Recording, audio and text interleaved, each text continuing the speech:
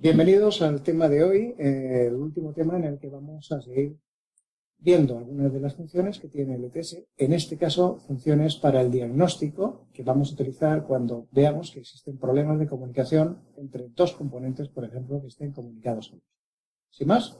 empezamos. El sentido de estas transparencias o de este tema es obvio, ¿no? Cuando tenemos una instalación convencional, pues si una bombilla tú le das al interruptor y no se enciende, pues puede suceder que el cable esté roto, que la bombilla típicamente esté fundida o que tengamos un problema en el portalámparas o en el interruptor, en los contactos que estén mal. Si en cambio tenemos una instalación KNX, una instalación en bus con aparatos inteligentes, pues bueno, ya las opciones pueden aumentar, las opciones de buscar un fallo pueden aumentar, porque podemos tener todas esas, evidentemente las bombillas se funden también aquí, pero además puede haber razones como las que tenemos aquí apuntadas para que un componente bus no conteste, ¿no? Desde que un cable se ha roto en el bus, típicamente cuando ha habido una manipulación, y sobre todo si es una manipulación inexperta que lo ha tocado, son cables rígidos que, bueno, es el hecho que se pueden romper con relativa facilidad si no se saben manipular. Una conexión incorrecta de la probabilidad de un aparato bus, lo mismo cuando hay una manipulación, si el aparato está preprogramado y se ha conectado a una línea que no era la suya para la cual estaba y entonces hay un acoplador que le está impidiendo las comunicaciones, el componente está mal proyectado o mal parametrizado y simplemente pues no está bien enlazado y no funciona, que es lo típico que encontramos cuando hacemos un curso de esto y hacemos las prácticas. Está mal programado, en definitiva también, puede ser ya no solamente parametrizado y proyectado, sino mal programado, ha habido un problema durante la programación o el programa que estamos empleando no es, por ejemplo, de una versión adecuada, o simplemente, ¿por qué no? También estos aparatos pueden salir defectuosos, incluso de nuevo, recién desembalado. Por eso es interesante el poder tener la oportunidad al menos de poder comprobarlo en el taller. Pero vemos que hay una serie de opciones, de posibilidades, en las cuales pues tener alguna herramienta de diagnóstico nos podría o nos puede facilitar mucho la vida, como de hecho sucede cuando trabajamos con el ETS, como ahora veremos. Si desplegamos el menú de diagnóstico, la primera opción que nos encontramos a analizar es una opción muy sencilla pero muy interesante que aporta mucha información, que es la de comprobar las direcciones individuales desde diferentes puntos de vista, ¿no? Eh, en definitiva, nos va a permitir comprobar, por ejemplo, que existen en la instalación aparatos con una determinada dirección individual, saber si este aparato que tenemos aquí proyectado realmente está conectado, está instalado, porque si no, es normal que a lo mejor algo que esperábamos que hiciera, pues sencillamente no lo esté haciendo. Si tenemos varios a lo mejor y estamos haciendo una puesta en marcha remota o una supervisión remota y tenemos una persona ahora, podemos pedir incluso que nos localice un aparato, porque tenemos pilotos que nos pueden ayudar a localizarlos, simplemente iluminándolos con una orden a esa dirección individual. Esto es interesante porque también a veces, pues bueno, se ha perdido la etiqueta con la dirección individual o simplemente el instalador no tuvo la precaución de timbrarlo como debía y entonces queremos comprobar si ese aparato tiene la dirección individual que por su colocación en la obra yo espero que tenga. Entonces eso me ayuda a localizarlo. Y por supuesto nos puede ayudar a verificar si los aparatos proyectados concuerdan, corresponden a lo que tenemos en el ETS. Y por supuesto, si están en la línea, por tanto, adecuada, en fin, todo ese tipo de cosas que pueden dar muchos problemas de comunicaciones y a veces no evidentes, son problemas a veces aleatorios. Aquí tenemos la localización de esta opción dentro del menú y ya desplegado vemos que este sería el primer elemento que nos permitiría. Hay que darle al botón inicial, entonces el ETS se queda escuchando al bus y cuando apretamos el botón de programación de cualquier aparato, este empieza a mandar a tiempos regulares un telegrama con su dirección individual indicando que está en modo programación. En ese momento aquí aparecerá reflejada la dirección individual de ese aparato. En sentido inverso, nosotros podemos escribir aquí una dirección individual de un aparato, comprobar su existencia o encender ese piloto de programación o apagarlo o hacerlo parpadear para facilitarnos su localización. Y por último, la última opción interesante que tiene sería la de en una línea correspondiente a esta dirección que pondríamos aquí simplemente dirección de área, punto, dirección de línea, no pondríamos dirección de aparato y él localizaría aquí todos los aparatos empezando por el interfaz de programación al bus. Los aparatos que fuera encontrando o que no fuera encontrando los mostraría con este código de símbolos, donde nos diría que hay un aparato que está encontrado y proyectado en LTS, entonces eso lo da como OK. Encuentra un aparato pero no está proyectado en nuestro proyecto, entonces dice, bueno, ¿esto qué es? Te pone en interrogante, y finalmente dice, oye, cuidado, que tienes un aparato proyectado que no lo he encontrado en el bus, a ver si es que no lo has puesto, te has olvidado de lo que sea. Son estos 3 iconos los que van a aparecer junto con la dirección individual del aparato encontrado. Si recordamos, el botón que teníamos en el tema cuando hablábamos de la programación, de programación parcial, era muy potente, y una de las cosas que enseguida iba a hacer era, bueno, pues si nunca habíamos programado ese aparato o el proyecto no lo sabía porque lo habíamos importado a un ordenador desde el cual nunca habíamos trabajado, en fin, por lo que fuera, automáticamente, cuando quisiéramos decía una programación parcial, una de las cosas que me querría hacer sería programar también la dirección individual de los aparatos, con el consiguiente inconveniente de tener luego que ir uno por toda la obra buscándolos y apretando el botón de programación, lo cual es inviable muy a menudo, ¿no? Entonces hay una opción muy interesante aquí, que es la de comparar con proyectos. Si nosotros apretamos este botón, entonces el LTS, a continuación de hacer este diagnóstico, de localizar los aparatos en el bus, le va a marcar aquí un dir, ¿sí? Le va a marcar un tick a esta columna que pone aquí dir, marcando que sí, que la dirección individual está programada en este aparato, con lo cual la próxima vez que fuéramos a hacer una programación parcial, ya no intentaría programar la dirección individual. Eso es algo a lo que podéis acceder si, como veis aquí, pincháis en la línea. Entonces, cuando tenéis en la línea, tuvierais varios aparatos, pues aparecerían todos los aparatos en esta ventana de aquí, y cada uno de ellos tendría aquí un flag marcando si tiene grabada la dirección individual, el programa, los parámetros, las direcciones de grupo, si está configurado, en fin, cada una de esas marcas nos indica una característica de estas, y en definitiva, con esta opción nosotros podemos modular y hacer que aquí aparezca marcado esa opción de que tiene grabada la dirección individual para futuras programaciones que podamos necesitar hacer. Opciones de diagnóstico menos empleadas, pero también muy interesantes, especialmente cuando tenemos un fallo que a lo mejor puede ser debido a una avería de un aparato, es verificar la información de dispositivo, que, como dice aquí, nos permite ver si se ha descargado, si el programa que le hemos metido es el programa de aplicación correcto, o si se le ha conectado el módulo de aplicaciones correspondiente. Toda esa información la vamos a ver aquí, como dice, en información del dispositivo, que realmente requiere este test que tengamos una conexión directa con el bus, porque lo que va a hacer va a ser conectarse con el aparato en cuestión, que le demos la dirección individual, y automáticamente le va a pedir que vuelque su memoria para mostrárnoslo luego en una pantalla, en un informe, que nos va a dar toda todo ese detalle, y que luego incluso en un momento determinado podemos enviárselo al fabricante en caso de que lo necesitemos. Aquí vemos un ejemplo de este informe y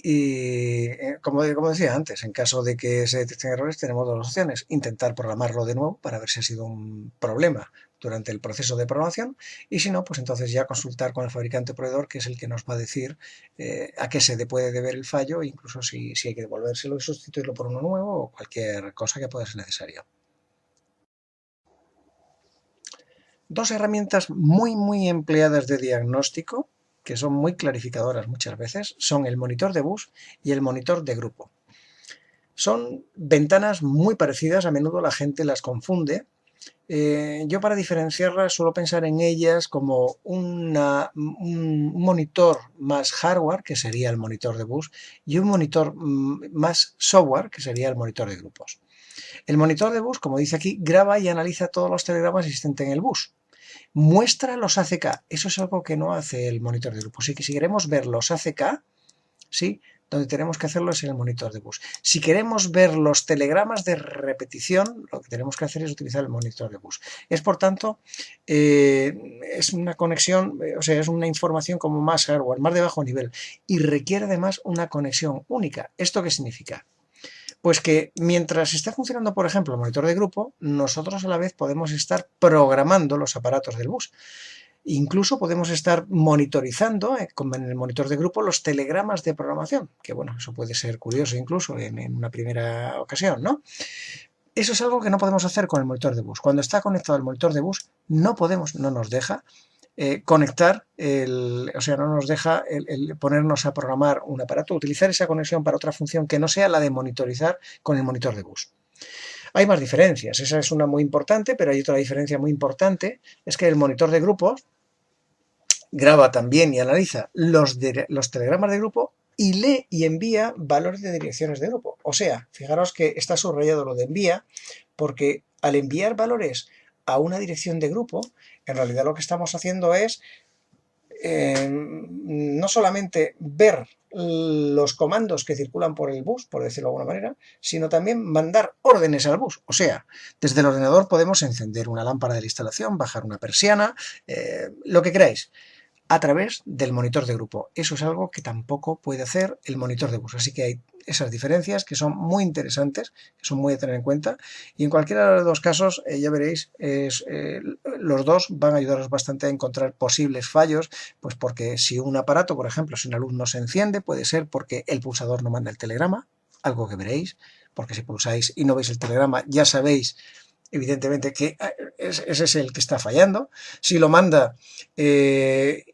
y lo manda correctamente y el aparato no se enciende, pues a lo mejor tenemos que analizar el actuador en sí. O sea, nos va a dar muchísimas pistas porque vamos a ver quién manda el telegrama, a dónde manda el telegrama, quién lo recibe, por tanto. Entonces nos da una información valiosísima de cara a hacer un seguimiento de cualquier posible anomalía del bus.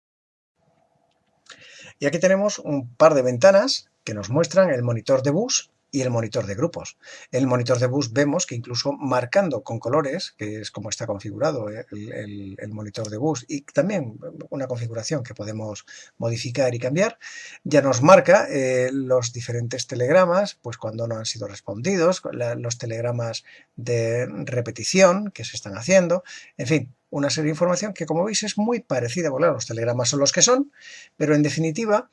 vemos aquí las dos ventanas que tienen incluso unos comandos parecidos, pero que si os fijáis aquí, por ejemplo, nosotros podemos enviar, como detalle quizás más representativo de la diferencia, una orden de escritura o incluso de lectura, muy interesante, por cierto, para preguntarle el estado a una salida, decirle tú estás abierta o estás cerrada, por ejemplo, siempre y cuando tengamos configurado las direcciones de grupo de forma adecuada para que nos respondan a ese telegrama. Pero en definitiva, estas son las vistas que tenéis y como podéis ver, lo que tenemos son los telegramas grabados de forma correlativa, con su hora y su fecha. Esta hora y fecha la pone el ordenador cuando recibe el telegrama, lógicamente no circula por el bus, si recordamos, no forma parte del telegrama que habíamos estudiado. Después nos dice el servicio que está realizando, aquí también, ¿sí? Vemos la prioridad de los telegramas, eso lo vemos en los dos, vemos las direcciones de grupo. Si estuviera asociado esto también, en el monitor de grupo hubiéramos asociado estos telegramas a un proyecto que tuviéramos abierto, también nos aparecerían aquí los nombres de las direcciones de grupo y de los aparatos a los cuales estamos enviando. En fin, da una información, como veis, bastante interesante.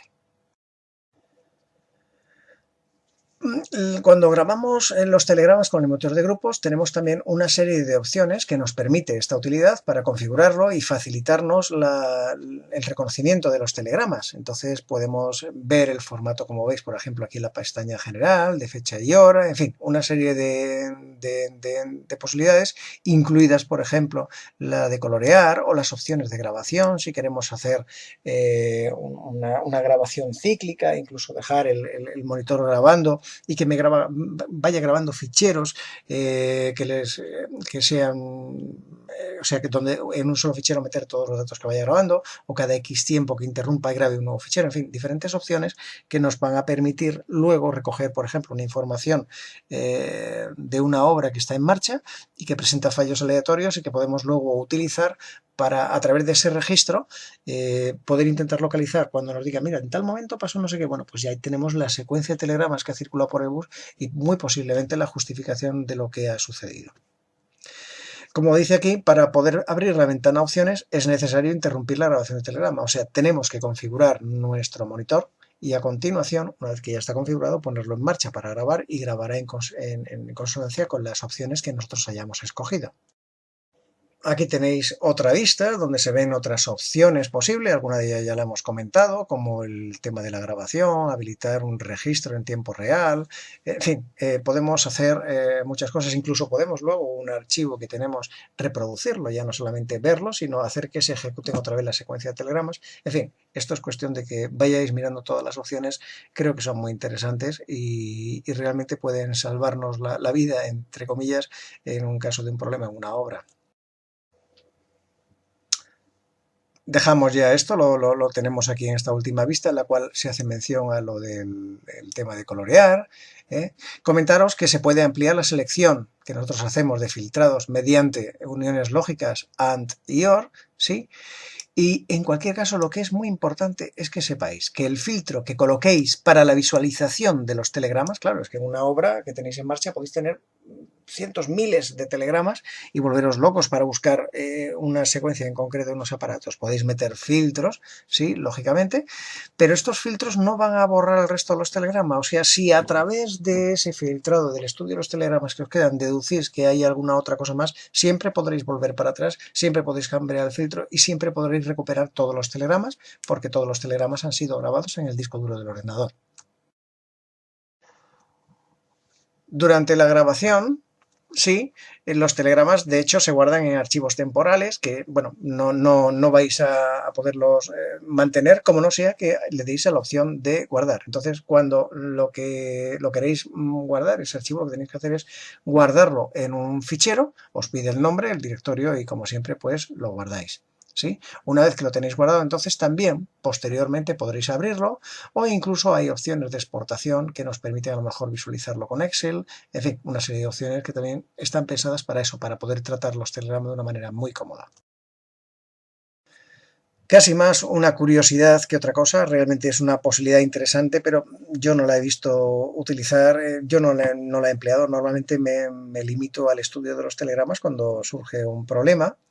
Pero también es cierto que existe la opción de poder reproducir los telegramas grabados. O sea, lo que os decía, el ordenador lo que va a hacer va a ser ir leyendo a través de este monitor de grupos, va a ir leyendo los telegramas y con la capacidad que tiene de mandar órdenes al bus, el monitor de grupos pues puede coger y reproducir estos telegramas directamente, con lo cual nosotros lo que vamos a ver va a ser toda la secuencia tal como sucedió. Y podemos hacerlo, como dice aquí, tal como se grabaron, esperándonos pacientemente los tiempos que hubo entre medios y tal, o sin retardos, para ir directamente al grano y poder ver cómo han sucedido las cosas. Bueno, esto tiene su riesgo, depende de qué cosa sea, yo no lo recomendaría, y luego en general la verdad es que con el análisis de los telegramas es más que suficiente. Esto, ya os digo, es quizás algo más una curiosidad que una herramienta o una utilidad que luego vayáis a emplear con demasiada frecuencia al menos. Una opción muy interesante para poder enviar valores a las direcciones de grupo de una manera cómoda es la de utilizar el botón derecho del menú contextual apretando sobre una dirección de grupo en la cual queremos enviar un telegrama. Por ejemplo, aquí hay una luz, si nosotros quisiéramos encenderla podríamos darle el botón derecho, se desplegaría este contextual y aquí tenemos esta opción de leer y escribir valor, le daríamos y lo que sucedería en realidad sería que se arrancaría directamente el monitor de grupos con la dirección esta además ya escrita en la ventanita de la dirección de grupo que queremos activar y ya solamente nos quedaría desplegar el menú ese, o sea, la ventanita donde pondríamos nosotros el valor que querríamos enviarle, si un 1 o un 0, en fin, controlado de esta manera. Entonces esto en realidad no es más que una manera rápida y cómoda de poder acceder a esa funcionalidad que nos da el monitor de grupos, de poder enviar telegramas al bus para comprobar que eso funciona. Entonces, de esta forma incluso pues ahorramos el lío de tener que, una vez abierto el monitor de grupo, buscar a ver cuál es la dirección, ir a escribirla, en fin, es bastante más cómodo y es realmente recomendable. Y por supuesto que una vez que está el monitor de grupos abierto, también podemos escribir siempre aquí la dirección de grupo a la cual nosotros queremos enviar un telegrama. Y por supuesto el tipo de datos y el valor que le queréis enviar. En este caso, encender. Por último, vamos a ver una serie de herramientas un poquito más potentes, más de alto nivel, que ellas mismas pues ya tienen en consideración una serie de cuestiones globales de varias cosas, como por ejemplo esta de aquí, que es una herramienta de comprobación de proyecto. Esta es una comprobación offline, no necesita estar conectado al bus, y lo que hace es comprobar que el proyecto es coherente, que pues, incluso demasiado coherente o demasiada comprobación, porque una de las cosas que, por ejemplo, comprueba, y es muy interesante desde luego, pero no se suele hacer, ya os lo digo, es comprobar si en las líneas la fuente de alimentación es adecuada en su potencia para el consumo de los aparatos que están allí conectados. ¿Qué sucede? Que como las fuentes de alimentación, por decir este ejemplo, no son programables, pues nadie se preocupa normalmente de meterlo allí, y ya en el estudio de ingeniería inicial es donde se comprueba según los aparatos que hay en línea, y siempre con un margen, porque al final no vas a ir a apurar al máximo, si la fuente de alimentación es adecuada o no. Ya digo, siempre con un margen que evidentemente el programa no lo iba a considerar, sino que él te diría que te has pasado, no te diría nada más. Pero bueno, es una comprobación que pues te detecta que hay direcciones de grupo que no tienen objetos, o que las hay que tienen solamente un objeto, lo cual puede ser o no un error, te lo da como una advertencia. En fin, una serie de comprobaciones de coherencia del proyecto en sí, y que evidentemente no requieren una conexión al bus, porque es del propio proyecto ETS de lo que está mirando nada más. Hay también dos herramientas de comprobación online destinadas, pues una a diagnóstico de errores, normalmente en una función. De hecho, para que esto te funcione, te obliga normalmente a escoger, normalmente no, te obliga a escoger una dirección de grupo, que es la que va a analizar en sus elementos para ver si todos ellos están conectados adecuadamente, ¿no? Entonces te lo configura, te da un informe que te puede ayudar a detectar esto.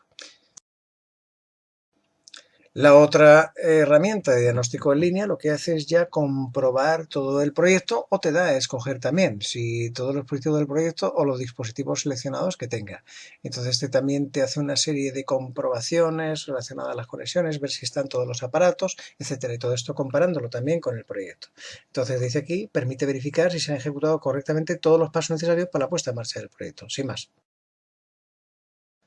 Por último, aquí no se escapa del diagnóstico ni el propio ETS. Puede suceder incluso pues, que el ETS nos dé errores, nos dé fallos, ¿sí? Y entonces, o incluso ni siquiera llegue a arrancar, con lo cual tenemos diagnósticos del propio ETS.